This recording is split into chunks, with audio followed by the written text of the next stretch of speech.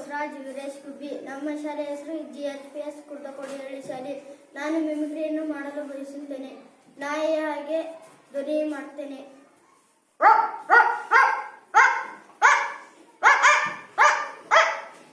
ನಾಯಿಗೆ ನಾವು ಕಲ್ಲು ತಗೊಂಡು ಹೊಡೆದಾಗ ಅದು ಹೇಗೆ ಮಾಡುತ್ತೆ ಆ ಧ್ವನಿಯನ್ನು ಮಾಡುತ್ತೇನೆ.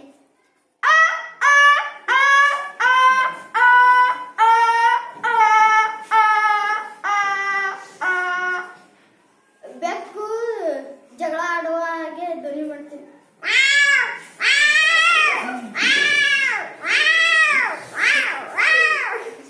ಬೆಕ್ಕಿನ ಹಾಗೆ ಧ್ವನಿ ಮಾಡ್ತೀನಿ.